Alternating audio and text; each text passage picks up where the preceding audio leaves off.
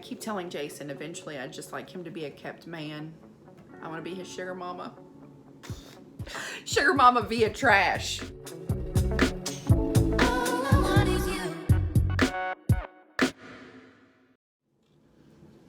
Hey y'all, it's Cara DeLynn. And this week I decided not to do a what sold over the weekend just because I knew that it was month end and I pretty much am selling the same thing every weekend. Clothes from the palette, and I've started selling some of the hover covers too, those microwave splash guards. So it's nothing that's super exciting or nothing that you need to be on the lookout for. It's just kind of same old, same old. So I skipped that. I did want to update you on how the yard sale went. I had a yard sale at my home for Saturday only. It ended up running around 9, I'd say 1. It started to kind of end. It was crazy busy, and most things were $1. I did have some of my Target items out at like $10 and $20, but most everything else was $1. And we ended up making $1,100 from that yard sale for one day, which was awesome. With that $1,100, I paid each of the kids $20 for helping set up and break it down, and put all of the coins that I received into our house poker fund. So we play poker as a family a lot, and we need change. So thank you to all of the yard sale customers that brought their change. I did sell one full pallet of hover covers, which was awesome. We would have people buy 5 of them, walk away, come back and buy 20 more. So hopefully a lot of people in the area end up with hover covers for presents or, whatever, housewarming, graduation. I think they're neat to have. So that was great. And I wanted to thank all of my friends and family that showed up and shopped the yard sale. There's a handful of people I wanted to make sure that I say their name and specifically thank them for coming out and visiting with me. And those people are Miss Abby Lynn. Thank you so much for coming. I hope you enjoy your flamingo stuffy that you received. Also, Mr. Beckett, who is so much fun. He definitely has the picker, thrifter kind of vibe. It is so apparent that he is born to yard sale. I love it. And Mr. Xander, who is just a very cool dude, and I really, really was happy to see him. I also wanted to give a special message to one of my younger viewers, and that is Miss Mary. And she had received one of the little piggy paint sets for little girls. Her mom purchased it from me, and she got it home. She loved it. She said it was the best lip gloss she'd ever used. And when they left the house, the dog ate it. So we found another one, and we're going to be sending that in the mail to you, Mary. So don't worry, you're gonna get another one really soon, and just keep it away from your dog. I thought that was super cute. Still haven't heard any word on the Rolo printer that I ordered on May 11th. I can't get a response from their customer service. I haven't received any notifications, so I think I'm going to go in and try to cancel the order and get a refund. I think I ended up paying like $240 total, which of course the money came out, but that's just crazy that it's taken so long. So I don't know, I'm going to maybe look at, what's the other one, Dymo 4XL or something like that. But I need a thermal printer, So let me know what your thoughts are down there. What's the best printer? What do you use for your shipping labels? I need something other than my old rusty inkjet printer that I'm using. And finally, the last thing I just wanted to cover, I don't always show every little thing that I sell. When I do the what sold over the weekend, you do get everything that I'm shipping out for those few days, but I have sales going out throughout the week. And I wanted to be very transparent in what I make doing this reselling gig as a full-time profession. So I'm going to go through, since it's the first of the month, wake up, wake up. I'm going to go through all of the different platforms that I sell on throughout the month and tell you what I made on each one of them. And this is just for the month of May 2020. We're going to go from the least profitable to the most profitable. And I've got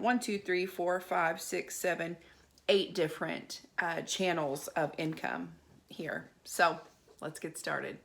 If you have any questions too about any of these things that I mentioned, put them in the comments. I'm thinking about starting a series of just how to really start selling your first item and what I recommend and how to get started and see if it's for you. It's not for everybody. But if it turns out to be something that works for you, it can be a very awesome endeavor, very profitable and fun. It's a fun gig. So, all right, let's jump in. So May 2020 net profits. This is not total sales. This is the net profit. This is what I put into my bank account. This is what I use to pay for supplies for the business. This is what I pay all of the different sourcing things. When you hear me buy pallets, things like that, I'm buying that with the profit that I make from selling. So this is sort of the money that I bring into the business to use to grow the business. Okay, so let's get started. The first one up is Kidizen. Kidizen is it's an app that focuses primarily on children's clothes, toys, media, and then it also has a section for clothing for moms. So women's clothing, shoes, things like that. I've not sold any women's items. I've never posted women's items on that. I just primarily post kids stuff on there, and I don't have a lot of kids stuff. I don't think it's a big money maker, so I try to steer clear of kids items, but every once in a while they'll show up in a liquidation box. So on Kidizen for the month, my net profit was $9.21. Up next is Poshmark. Poshmark is another app-based selling platform. You can also use it on like a desktop as well. And it is more of a community where they're trying to build like activity, and you share and you comment on other people. And I was really into it a few years ago. Sorry, I just kicked my camera. I was into it a few years ago, quite a bit. I've kind of backed off on it. I don't post a ton on there, and I definitely don't share like you're supposed to really be successful, I guess, on Poshmark. It was very time consuming. I don't love that there is a flat shipping fee. I don't love that they take such a big percentage off of small dollar sales. So I've kind of steered clear of Poshmark these days, but I did make $13.88. Next up is swap.com. And swap.com it's an online thrift store basically, and you send in items to them. They go through them, they accept what they want to sell, they take the pictures, they post it for sale. They handle all of the financial transaction with the customer. They handle the shipping, they handle the customer service, and you just get paid out a percentage of the sale amount. That is not my first option. That is something that I use when I am going through old stale inventory, or if I end up, somebody donates items to me to sell, or sometimes for our own closet. Honestly, the clothes that we wear aren't even as valuable as the ones I like to sell. So for our own items, when we clear out our closets, I usually will send them into something like this, swap.com. So it's a longer process to get approved to start selling on there. But I have gone through that process, and I think that their sales cycle is like 6 months. So you'll just make a little bit every so often when things sell. And I don't think they're accepting any new sellers at this time. You'd have to check, but it's an interesting little option. And I'll explain why I like swap.com a little more than one of the other places I sell on in a minute. So swap.com for the month, I made $14.36. Next up is Mercari. Mercari to me is a place, if you're going to start online selling, that maybe I would start there. That's my suggestion. It's pretty straightforward. When you post, it will tell you if you're missing any of the required information. The shipping can be either free for the customer or you can charge them, but everything is very, I think, intuitive when you're adding things into Mercari. So it's a great starter app to use if you're brand new to online reselling. I would suggest Mercari, and there are links for all of these things down in the description where you can get like a sign-on bonus. But for Mercari, I brought home a net profit of $58.50. Mercari is really good for bigger items because their shipping for heavy items are lower than the other apps, the other programs that you can use to sell. And I like Mercari because you can sell pretty much anything on there. It's not just clothing and home items. You can sell anything, electronics. I've sold Beanie Babies, so you can sell toys, you can sell video games. I mean, anything. You could probably sell just about anything on Mercari. And I think they take a flat 10%, so that's pretty good. All right, so $58.50 on Mercari. Next is ThredUp. ThredUp is very similar to swap.com. You're gonna make less with ThredUp. They take more of a percentage unless you are sending in the items for the categories or the brands that are their most favorite brands. You'll get kind of a bonus, an incentive bump if you send those things, and there's a list on their website. But I just send in, like I said, stale inventory, things from our own closets, maybe things that I bought to sell and then I realized that the market is just saturated. You know, I'm not going to get very much at all, or it's not worth the time to take the photos and to post it. If I'm only going to make $1, I'm not going to put all of that time and effort into it. I'd rather just send it to a ThredUp or a swap.com. ThredUp, I made $107.36 net profit. ThredUp allows purses, and I don't believe swap.com does. Swap.com accepts men's clothes where ThredUp doesn't. So there are different things that you send to each one. ThredUp, it's free to send in the items. Swap.com, you do pay for the inbound shipping to get your box there. So I definitely suggest one of those two. If you have a bunch of stuff, bunch of clothes you're going to donate to Goodwill, or you just don't care, you're just trying to clear out your closets, go the ThredUp route. You may only get paid 50 cents, 30 cents an item, but it's better than just kind of throwing that away. And they'll donate what they're not able to sell. So you still are doing the donation part of giving back and recycling and reusing, but you might get a little paycheck on the side too, which is nice.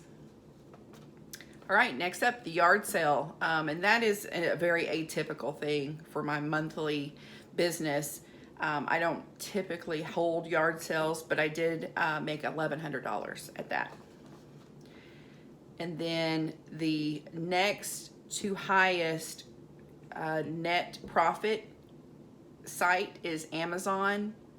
And with Amazon, I had a net profit for the month of $1,421.86. And I sell a variety of things on Amazon. I always try to send it to Amazon first. And people complain about their fees, but their fees aren't bad. When you see that higher fee structure for the fulfilled by Amazon, which means you send a box of all your stuff to Amazon, they store it at their warehouse, They handle the shipping, they handle the customer service, any returns, any issues. People see that fee and they're like, wow, that's too high. But that includes your shipping. So when you think about how much shipping costs, it's really not horrible. And you don't have to deal with it. You don't have to handle the individual order. You don't have to store it. You don't have to answer the questions. It's just fantastic. So if I can send things to Amazon, FBA, I do it first. That's my go-to option. It's just easier. The highest net profit selling channel, I'm sure everybody can guess, was eBay. And eBay is my bae. And I had a net profit of $2,583.46 for the month of May. And what really boosted that amount was really the pallets. I think that the pallets allowed me to have higher dollar amount items for sale, and they were selling so quickly. Like I could not believe how instead of having an order or two a day from eBay, I was having 10 orders a day, 15 orders a day. And it has been slower over the weekends, and I think that's because people are getting out and about and leaving their homes, but I'll still take that for sure. So for the entire month of May 2020, my net profit, the amount that I brought home and put in my pocket, which is not really in my pocket, so don't try to mug me or rob me. My net profit for the month was $5,308.63.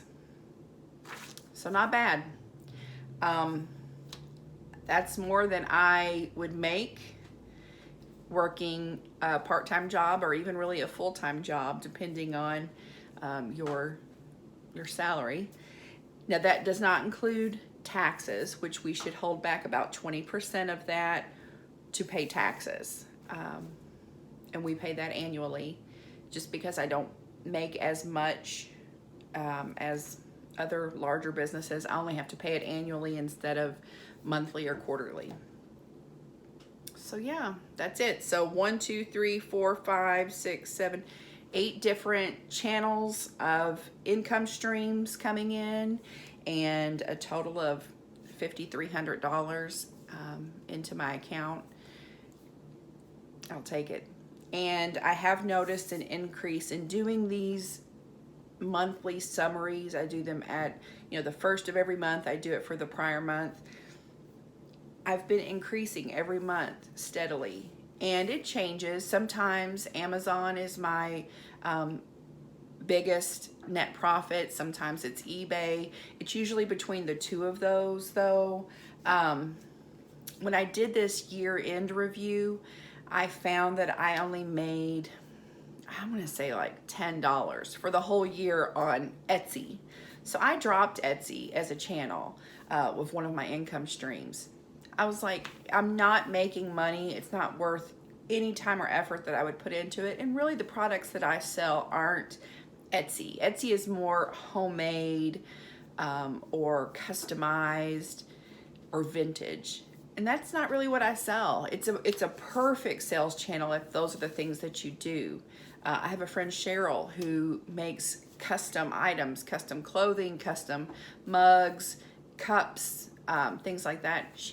She would be great on Etsy. I think that's the right way for her to go for the types of products that she makes. You have to think about what you're gonna sell, what your goals are, and what you can do to achieve those goals. I keep telling Jason eventually I'd just like him to be a kept man. I want to be his sugar mama. Sugar mama via trash. People's throwaway stuff. But yeah, I love it. I love what I do. I love seeing the growth.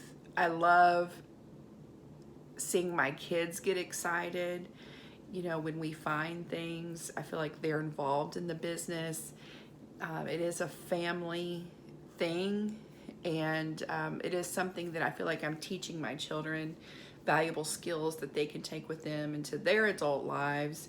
you know, even if they don't do reselling, they're just parts of process creation and process improvement, deadlines, assembly, you know, figuring things out and making them as streamlined as possible and using different tools. And it's just, it's awesome. I have to say, I do love what I do. So that's it. I don't know if I'm going to continue to do the what sold on the weekend videos when it's just the same thing over and over. I may just try to focus on maybe teaching you guys how to get started, because that's been the #1 question I've received. And maybe I'll just do these random ramblings with you guys. That's also pretty fun when I feel kind of isolated at home so much, but we'll see. And it gives me a reason to put makeup on and at least put my hair in a bun, right? All right, y'all. I'm still beat from the yard sale, if you can't tell. I feel like I'm lower energy on these videos, but I'm still recovering from a busy weekend. But I appreciate y'all. I'm glad to have you as part of my life, and if I can help you in any way, let me know. Bye, y'all.